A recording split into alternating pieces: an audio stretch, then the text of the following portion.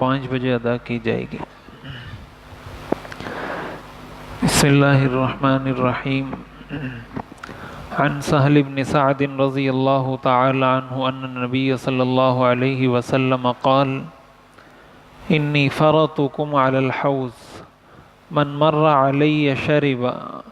ومن شرب لم يظمأ ابدا لیردن علی اقوام اعرفهم ویعرفوننی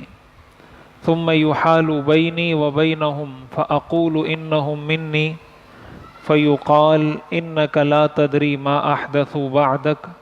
فاقول سحقا سحقا لمن غیر بعدی۔ حضرت سہل ابن سعد رضی اللہ تعالی عنہ فرماتے ہیں حضور نبی کریم سرور دو عالم صلی اللہ علیہ وسلم نے ارشاد فرمایا، میں حوض کوثر پر تمہارا استقبال کروں گا، جو بھی میرے پاس سے گزرے گا وہ حوض کوثر سے پیے گا، اور جس نے ایک مرتبہ اس سے پی لیا اس کو دوبارہ زندگی میں کبھی پیاس نہیں لگے گی۔ اس کے بعد آپ نے فرمایا کہ میرے پاس کچھ لوگ آئیں گے جن کو میں جانتا ہوں گا، وہ بھی مجھے جانتے ہوں گے، لیکن پھر میرے اور ان کے درمیان رکاوٹ کھڑی کر دی جائے گی، تو میں فرشتوں سے کہوں گا کہ یہ تو میری امت کے لوگ ہیں، میں ان کو جانتا ہوں۔ تو فرشتے کہیں گے آپ نہیں جانتے کہ انہوں نے آپ کے بعد آپ کے دین میں کیا کیا نئی نئی چیزیں ایجاد کر لی تھی۔ تو میں اس کے بعد کہوں گا کہ لعنت ہو ایسے لوگوں پر جنہوں نے میرے بعد میرے دین کو تبدیل کیا۔ یہ صحیح بخاری اور صحیح مسلم کی روایت ہے۔ اس میں ایک بات تو ہمیں یہ معلوم ہوتی ہے، ایک مسلمان کے لیے ایک بہت بڑے سہارے کی بات ہے یہ کہ قیامت کے دن حضور علیہ الصلاۃ والسلام اپنی امت کو حوض کوثر پلائیں گے، کوثر کا پانی پلائیں گے، اور اس پانی کی خاصیت یہ ہوگی کہ اس کو پینے کے بعد کبھی بھی پھر انسان کو پیاس نہیں لگے گی، یہ پیاس ہمیشہ ہمیشہ کے لیے ختم ہو جائے گی۔ لیکن اس کے ساتھ ساتھ حضور نے یہ بھی فرمایا کہ کچھ لوگ ایسے ہوں گے جن کو میں جانتا ہوں گا۔ اب حدیث میں آتا ہے کہ حضور علیہ الصلاۃ والسلام جو قیامت کے دن اپنی امت کو پہچانیں گے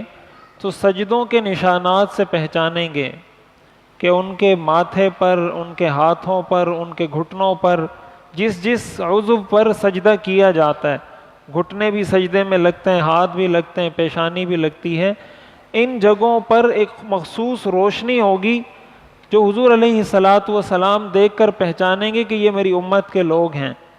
تو اسی طرح کچھ لوگوں کو دیکھ کر حضور یہ فرمائیں گے کہ میں ان کو جانتا ہوں، اور صرف یہ نہیں بلکہ یہ فرمائیں گے انہم منی، کہ یہ تو میری امت کے لوگ ہیں، لیکن فرشتے ان کو دور کر دیں گے، آپ کے پاس سے گزرنے نہیں دیں گے کہ یہ حوض کوثر سے پانی پی سکیں۔ تو پھر حضور پوچھیں گے کہ وجہ کیا ہے؟ تو فرشتے وجہ یہ بتائیں گے کہ انہوں نے آپ کے بعد آپ کے دین کو تبدیل کر دیا تھا۔ تو آپ نے فرمایا کہ پھر اس کے بعد میں بھی یہ کہوں گا کہ لعنت ہو ایسے لوگوں پر جنہوں نے میرے بعد دین کو تبدیل کر دیا۔ اس سے ایک بات یہ بھی معلوم ہوتی ہے کہ جہاں یہ ایک بہت بڑا سہارا ہے، وہاں ایک مسلمان کو ہمیشہ اس چیز سے بھی آگاہ رہنا چاہیے کہ میری زندگی سنت کے مطابق ہے یا نہیں ہے،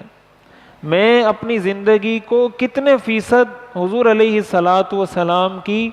سنتوں کے مطابق اور آپ کی زندگی کے مطابق اپنی زندگی کو بنا رہا ہوں یا نہیں۔ اور بسا اوقات ایسا ہوتا ہے کہ انسان دین کے نام پر بے دینی کر رہا ہوتا ہے۔ اب ظاہر ہے حضور جب یہ فرمائیں گے کہ یہ میری امت کے لوگ ہیں، اس کا مطلب یہ کہ وہ نمازی لوگ ہوں گے،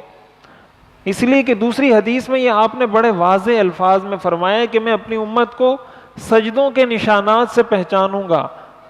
تو جب حضور سجدوں کے نشانات سے پہچانیں گے، اس کا مطلب یہ ہے کہ وہ نماز پڑھتے ہوں گے، جبھی تو حضور نے کہا کہ یہ میری امت کے لوگ ہیں۔ لیکن اس کے باوجود ان کو دور اس لیے کیا گیا کہ انہوں نے دین کے نام پر دین میں بہت ساری چیزیں اپنی طرف سے شامل کر لیں۔ تو یہ ہمیں پتہ کیسے چلے گا کہ کیا سنت ہے اور کیا بدعت ہے؟ اسی کو بدعت کہا جاتا ہے۔ جتنے بھی گمراہ فرقے ہیں جو اپنے آپ کو اسلام کی طرف منسوب کرتے ہیں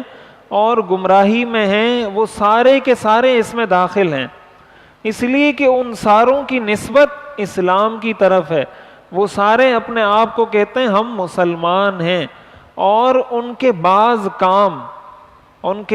کام ایسے ہیں جو دین کے نام پر دین میں اضافہ ہے۔ حدیث شریف میں آتا ہے، حضور علیہ الصلوۃ والسلام نے ارشاد فرمایا، من احدث فی امرنا ھذا ما لیس منہ فہو رد، جس نے ہمارے دین میں ایسی کوئی بات ایجاد کی جو اس دین کا حصہ نہیں ہے تو وہ رد ہے، وہ مردود ہے، وہ ریجیکٹڈ ہے، اس کا کوئی اعتبار نہیں ہے۔ اب ظاہر سنت اور بدعت کا پتہ ہمیں چلے گا جب ہم دین سے قریب آئیں گے، جب ہم دین کو پڑھیں گے، جب ہم قرآن کو پڑھیں گے، حدیث کو پڑھیں گے، سمجھیں گے، ایسے لوگوں کے پاس بیٹھیں گے جنہوں نے قرآن پڑھا ہے، جنہوں نے حدیث پڑھی ہے، جو دین کو جانتے ہیں۔ ہمارے ہاں بہت سارے مسائل ہیں، دین کے نام پر اتنی تقسیمات ہو چکی ہیں، اتنے فرقے بن چکے ہیں، اور اس میں ایک بہت بڑا فیکٹر، یہ ایک تلخ حقیقت ہے لیکن اس میں بہت بڑا فیکٹر یہ ہے، ایک محرک بہت بڑا یہ ہے کہ ایک آدمی جانتے بوجھتے کہ یہ چیز غلط ہے، لیکن وہ اس لیے اس کو غلط نہیں کہتا کہ اگر میں اس کو غلط کہہ دوں گا تو پھر میری چودراہٹ ختم ہو جائے گی، پھر میں جو پیر بنا ہوا ہوں، پھر میں جو مفتی بنا ہوا ہوں، پھر میں جو سربراہ بنا ہوا ہوں، میں جو رہنما بنا ہوا ہوں، میرے تو یہ ساری چیزیں ختم ہو جائیں گی، یہ سارا اسٹیٹس میرا ختم ہو جائے گا، پھر میں کیا کروں گا؟ میں تو ایک عام انسان بن جاؤں گا۔ تو پہچان ہم نے اپنی الگ الگ بنائی ہوئی ہے الگ الگ چیزوں سے، اور اگر وہ چیز ہم جانتے بوجھتے کر رہے ہیں تو یہ خطرے کی بات ہے، اس لیے کہ جتنے لوگ اس کو فالو کر رہے ہیں، جتنے لوگ اس کے پیچھے چل رہے ہیں، تو ان سب کا بھی وہ ذمہ دار ہے۔ قرآن کریم میں آتا ہے وَلَيَحْمِلُنَّ أَثْقَالَهُمْ وَأَثْقَالًا مَعَ أَثْقَالِهِمْ، کہ اپنا بوجھ بھی اٹھائیں گے، جن کو گمراہ کیا تھا ان کا بوجھ بھی اٹھائیں گے۔ تو ایک تو ہم اپنے دینی تعلیم کی طرف توجہ دیں، اپنے بچوں کو دین کی بنیادی تعلیم دلوائیں، ان کو ان تعلیمی اداروں کے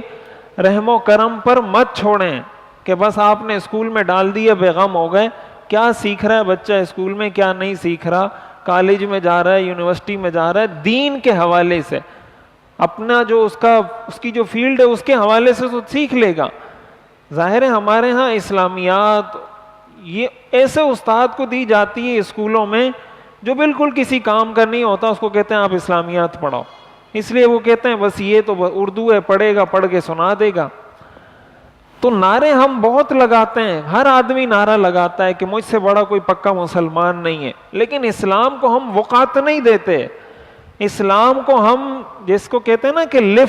ہم لفٹ ہی نہیں کراتے اسلام کو، اسلامی تعلیمات کو ہم، ہمارا معاشرہ، ہمارے بڑے، ہمارے چھوٹے لفٹ نہیں کراتے۔ زبانی نعرہ ہے کہ ہم مسلمان ہیں اور اسلام ہمارا مذہب ہے اور پکے مسلمان ہیں، اس چیز پر ہمیں غور کرنا ہوگا۔ ہم اپنے بچوں کو کہاں لے جا رہے ہیں، ہم خود کہاں جا رہے ہیں، اور دین کے نام پر کتنے ہم لوگ دیندار ہیں اور کتنے بے دین ہیں۔ دین کے نام پر بھی بے دینی ہوتی ہے، یہ جو بدعت ہوتا ہے یہ دین کے نام پر بے دینی ہوتی ہے۔ بدعت کرنے والا کبھی بھی اپنے آپ کو گناہگار نہیں سمجھتا، بدعت کرنے والا اپنے آپ کو یہ کہتا ہے کہ میں دین کا کام کر رہا ہوں۔ تو دین کے نام پر بھی بے دینی ہوتی ہے، لیکن یہ پتہ آپ کو چلے گا جب آپ یا تو خود پڑھیں، خود وقت دیں دین کو پڑھنے سمجھنے کے لیے، یا پھر ایسے لوگوں کے پاس اٹھے بیٹھیں۔ ورنہ یہ صحیح بخاری اور صحیح مسلم کی متفق علیہ حدیث ہے،